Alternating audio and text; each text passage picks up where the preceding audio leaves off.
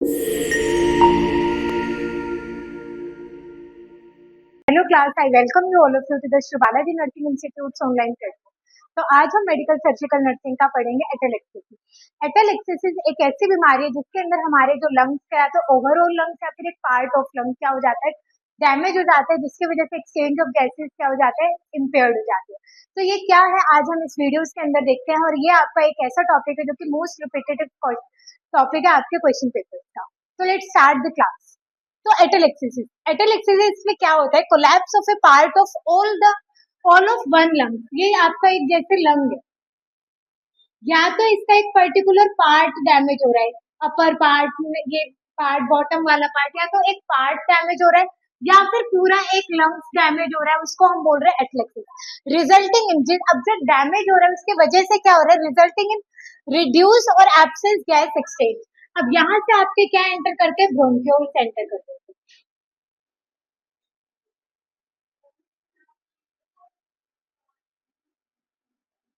अब जब यहाँ से होता है, यहाँ पर किसी भी ऑब्स्ट्रक्शन की वजह से एक्सचेंज ऑफ गैसेस नहीं हो पा रहा, बाहर की हमारी एटमॉस्फेयर की एयर अंदर नहीं आ पा रही है और अंदर की एयर बाहर नहीं जा पा रही है, ये किसकी वजह से हो रहा है, हमारे लंग्स डैमेज होने की वजह से। अब यहाँ की अगर एक्सचेंज ऑफ गैसेस नहीं हो रहा है तो यहाँ की जो वॉल्यूम होगी वो ऑटोमेटिकली कैसे हो जाएगी, कम हो जाएगी।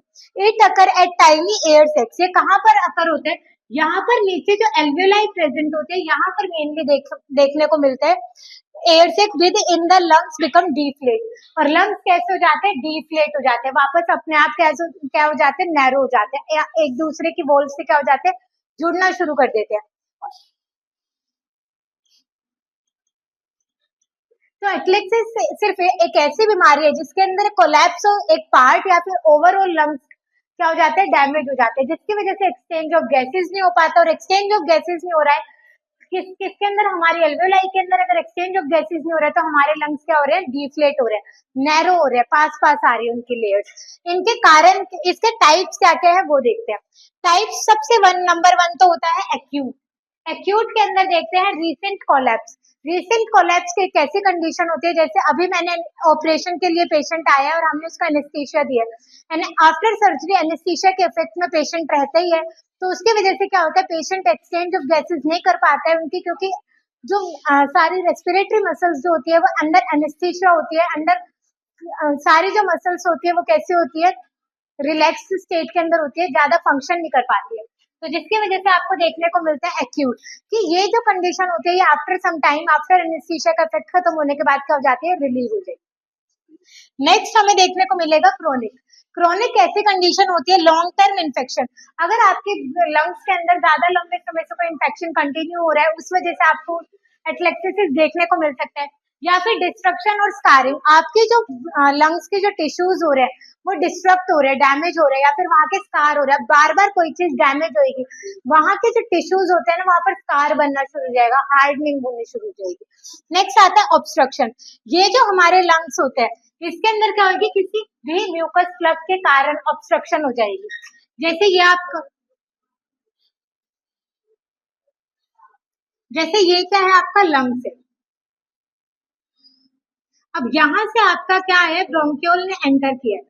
अब ये ब्रोंक्यूल फर्दर डिवाइड होती है प्राइमरी टर्शरी ब्रोंकाई में। अब यहाँ पर मान लो ऑब्स्ट्रक्शन आ गई है।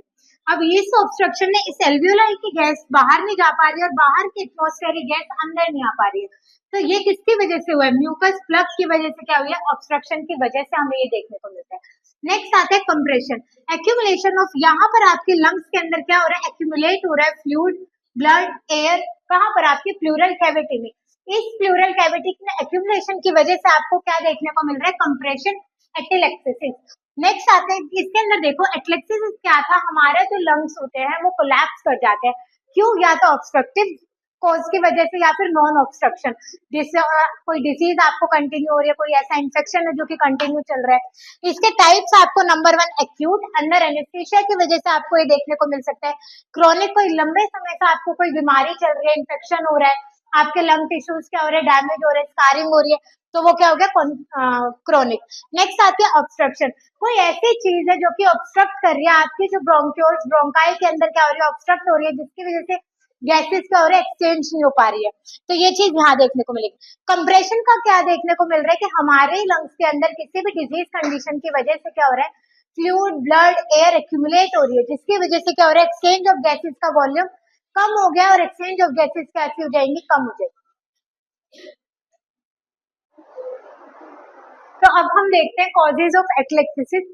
इसके अंदर क्या होता है, ऑब्स्ट्रक्टिव एंड नॉन ऑब्स्ट्रक्टिव कोज होते हैं। ऑब्स्ट्रक्टिव कोज का मतलब होता है जो कि हमारे एयरवे को क्या करते हैं, ऑब्स्ट्रक्शन कोज कर रहे हैं, जिसकी वजह से क्या देखने को मिलता है, हमें एटलेक्सिस देखने को मिलता है। एक होता है नॉन ऑब्स्ट्रक्टिव कोज होता है, जो हमारी किसी डिजीज कंडीशन या टिश्यू डैमेज की वजह से होता है, वो होता है नॉन ऑब्स्ट्रक्टिव कोज। ऑब्स्ट्रक्शन के अंदर आपको नंबर 1 देखने को मिलेगा म्यूकस प्लग। म्यूकस प्लग क्या होता है, आपके एयरवे के एंट्री में कहीं पर भी एक्यूमुलेट हो जाता है, जिसकी वजह से अंदर की एयर, हमारी पल्मोनरी एयर बाहर नहीं जा पाती और एटमॉस्फेयर एयर अंदर नहीं एंटर कर पाती है, तो ये होता है obstructive cause. Next is foreign body. ये हमारे बच्चों के अंदर ज्यादातर देखने को मिलता है कि कई बच्चे क्या करते हैं, बटन सिंबल पढ़ लेते हैं, पॉइंट्स को ले लेते हैं, तो जिसकी वजह से आपको क्या देखने को मिलेगा, ऑब्स्ट्रक्शन, ऑब्स्ट्रक्टिव कोज है ये, किस चीज का, एटलेक्सिस का। नेक्स्ट आता है ट्यूमर की वजह से या फिर ब्लड क्लोट की वजह से। नेक्स्ट आता है नॉन ऑब्स्ट्रक्टिव। नॉन ऑब्स्ट्रक्टिव कोज क्या क्या देखने को मिलता है, इंजरी। कोई अभी रोड ट्रैफिक एक्सीडेंट हुआ है, हमारे टिश्यूज डैमेज हुआ है, उसकी वजह से क्या देखने को मिलेगा आपको, एटिलेक्सिस। नेक्स्ट आता है pleural effusion, pneumonia, lung cancer, asthma, pneumothorax. ये क्या कंडीशन है आपकी, जो मेजर डिजीज कंडीशन होती है, जो कि प्रोलॉन्ग टाइम से चल रही होती है, उसकी वजह से आपके टिश्यूज डैमेज हो जाते हैं। और जो टिश्यूज डैमेज हो रहे हैं, आपकी जो लंग्स के जो टिश्यूज डैमेज होते हैं, वो स्कार हो जाते हैं, जिसकी वजह से कॉन्ट्रैक्शन एंड रिलैक्सेशन आपकी जो टिश्यूज की होती है, एक्सचेंज ऑफ गैसेज जो होती है, वो मिनिमाइज हो जाती है और ये आपको डिजीज कंडीशन देखने को मिलती है। नेक्स्ट हम देखते हैं ऐसे कौन से फैक्टर्स होते हैं जिसके अंदर हमें देखने को मिलते हैं। Number 1 is old age. जैसे जैसे हमारी एज ग्रो करती है, हमारे जो टिश्यूज होते हैं, हमारे जो मसल्स होती है, वो कैसी हो जाती है, हमारी वीक हो जाती है, जिसकी वजह से एक्सचेंज ऑफ गैसेस कम होने लगता है। नेक्स्ट आती है कंफाइनमेंट टू द बेड। जो बेड रिटन पेशेंट होते हैं, प्रोलॉन्ग ड्यूरेशन से, हमारे जो बेड रिटन पेशेंट है, कोमा वाले पेशेंट होते हैं, उसमें क्या हो जाता है, पेशेंट अरेस्ट रह जाते हैं, पेशेंट बेड पर ही रहते हैं, जिसकी वजह से एक्सचेंज ऑफ गैसेस कम हो जाती है।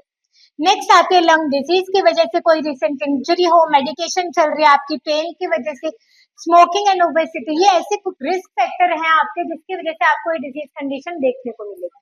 ये डिजीज कंडीशन हो कैसे रही है, हमारी बॉडी के अंदर ऐसे कौन कौन से चेंजेस देखने को मिल रहे हैं, वो देखते हैं। पैथोफिजियोलॉजी का मतलब होता है कुछ ऐसी कंडीशन, फिजियोलॉजी आपकी बॉडी क्या रिएक्ट कर रही है उस कंडीशन को लेकर, ये देखते हैं अब हम। First one is reduce ventilation. आपका एक्सचेंज ऑफ गैसेस कम हो रहा है और कोई ब्लॉकेज की वजह से, रिस्क फैक्टर है, इस रिस्क फैक्टर की वजह से क्या हो रहा है, ऑब्स्ट्रक्शन हो रहा है। कहां पर ऑब्स्ट्रक्शन हो रहा है, आपके पैसेज के अंदर। ये क्या हो रहा है, वेंटिलेशन रिड्यूस हो रहा है या कोई ब्लॉकेज हो रही है, यहाँ पर आपका क्या हो गया, ब्लॉकेज हो गई है। अब ये जो ब्लॉकेज हुई है, ये क्या क्रिएट कर रही है, ऑब्स्ट्रक्शन क्रिएट कर रही है। अब ये जो ऑब्स्ट्रक्शन है, यहाँ की जो एल्वेलाई थी, एल्वेलाई के अंदर एयर है, तो air trapped alveolar air absorb into blood stream. जो एयर में आपकी एयर एब्सॉर्ब मतलब ट्रैप हो रखी थी, वहां पर जो यहाँ पर एयर है, वो क्या हो जाएगी, आपके ब्लड स्ट्रीम के अंदर एक्यूमुलेट हो जाएगी, ब्लड स्ट्रीम के अंदर एब्सॉर्ब हो जाएगी।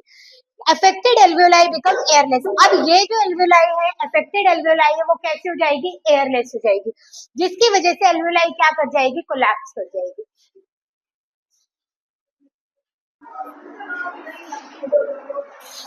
क्लिनिकल मैनिफेस्टेशन क्या है, शॉर्टनेस ऑफ ब्रेथ।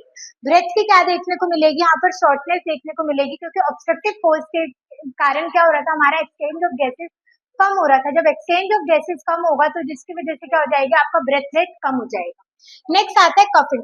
वैसे तो इस डिजीज के अंदर कफिंग आपको बहुत रेयरली देखने को मिलेगी, पर कफिंग का क्या प्रोमिनेंस है यहाँ पर देखने को, कि इसके लिए क्या होता है, एक्सचेंज ऑफ गैसेस जब हम कर रहे हैं, तो वहां पर जो एयर ट्रैप हो रखी है, हमें ऐसा लगेगा जैसे हम क्या हो गए, बंद गए, घुट गए, तो जिसकी वजह से पेशेंट ट्राई टू कफ करेगा, ताकि जो चीज वहां पर उसको ऑब्स्ट्रक्शन फील हो रही है, वो चीज बाहर निकालने की कोशिश करेगा। चेस्ट मूवमेंट कैसी हो जाएगी, कम हो जाएगी, क्योंकि एक्सचेंज ऑफ एयर कम हो रही है यहाँ पर। लो ग्रेड फीवर देखने को मिलेगा, चेस्ट पेन देखने को मिलेगा, bluish of lips and nails.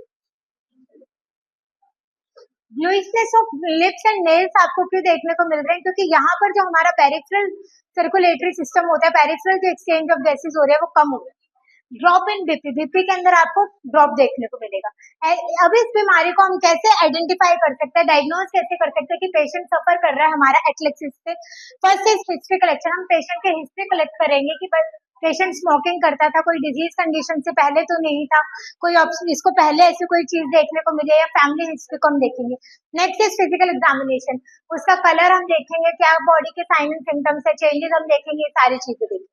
Chest x ray कराएंगे कि कोई प्लूरल इफ्यूजन कोई और चीज तो एक्यूमुलेट नहीं हो रखी है, वो चीजें देखेंगे। सिटी स्कैन करवाएंगे और ब्रोंकोस्कोपी करवाएंगे। इस तरीके से हम अपनी क्या कर रहे हैं, डिजीज कंडीशन को आइडेंटिफाई कर पा रहे हैं। तो अब हम ये जो हमारी बीमारी है इसको हम कैसे मैनेज करेंगे वो देखते हैं। नंबर 1 इज रिमूव फ्लूइड, जो भी वहां पर एक्यूमुलेट फ्लूइड हो रखा है, हीमोथोरक्स है या फिर फ्लूइड एक्यूमुलेट हुआ है, प्लूरल इफ्यूजन है, तो उसको हम क्या करेंगे, रिमूव करेंगे, जिसकी वजह से वो जो प्रेशर क्रिएट कर रहा था हमारे लंग्स के अंदर वो रिलीज हो सके। नेक्स्ट आता है रिमूवल ऑफ ट्यूमर। अगर आप किसी भी पेशेंट के अंदर ट्यूमर की वजह से फ्लेक्सिस देखने को मिल रहा है, तो हम किसी भी थेरेपी की वजह से हम क्या, किसी भी थेरेपी की हेल्प से क्या करेंगे, हम ट्यूमर को रिमूव करने के लिए चेस्ट फिजियोथेरेपी हम करवाएंगे। चेस्ट फिजियोथेरेपी क्या करेंगे, जिस भी पार्ट के अंदर आप, जिस भी लंग्स के डैमेज आपको देखने को मिल रहा है उसका हम कपिंग करेंगे, जिसकी वजह से जो म्यूकस प्लग वहां पर एक्यूमुलेट हुआ है वो थोड़ा सा रिड्यूस हो चुका है और वो अपनी पोजीशन पर हट सके अपनी पोजीशन से।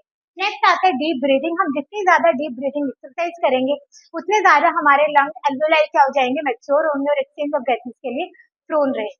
नेक्स्ट आता है सप्लीमेंटल ऑक्सीजन, हम सप्लाई करेंगे ऑक्सीजन की बाहर से, ताकि जो एक्सचेंज ऑफ गैसेस हम एटमॉस्फेयर की हेल्प से नहीं करवा पा रहे हैं, हम ऑक्सीजन सप्लाई कराएंगे ताकि वो हमारे लंग्स के लिए क्या हो सके, इजी हो सके। नेक्स्ट आता है हम सक्शन करेंगे, अगर कोई भी चीज वहां पर एक्यूमुलेट हो रही है हम उसको सक्शन करके बाहर निकाल लेंगे।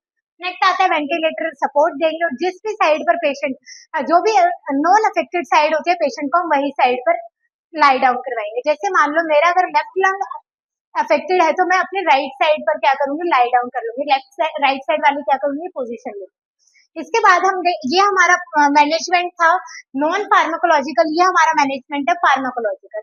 फार्माकोलॉजिकल के अंदर हम कौन कौन सी मेडिकेशन ले रहे हैं वो देखते हैं। एसिटाइल सिस्टीन मेडिकेशन हम ले रहे हैं, जो कि क्या करेगा, हमारे लंग्स जो डैमेज हुआ है उसको ठीक करने की हेल्प करेगा, उसके टिश्यूज को क्या करेगा, प्रोन देगा। नेक्स्ट आता है ब्रोंकोडाइलेटर, जो वहां के ब्रोंकस क्या हो रहे थे, कोलैप्स होने की कगार पर थे, जो यहाँ के ब्रोंक्यूल्स थे वो नियर बाय आ रहे थे, पास पास आ रहे थे, तो इसकी वजह से क्या हो जाएंगे, वापस से डाइलेट हो जाएंगे, दूर चले जाएंगे। नेक्स्ट इज एंटीबायोटिक, कोई भी इन्फेक्शन की वजह से अगर हमें देखने को मिल रहा है तो वो ट्रीट कर सके। प्लेंटी ऑफ वाटर देंगे, जो भी वहां पर फ्लूइड एक्यूमुलेट हुआ है वो क्या हो सके, इजिली बाहर निकल सके। नेक्स्ट आता है हमारा नर्सिंग मैनेजमेंट। नर्सिंग मैनेजमेंट के अंदर क्या करते हैं, नर्सिंग का क्या रोल होता है हॉस्पिटल सेटिंग के अंदर।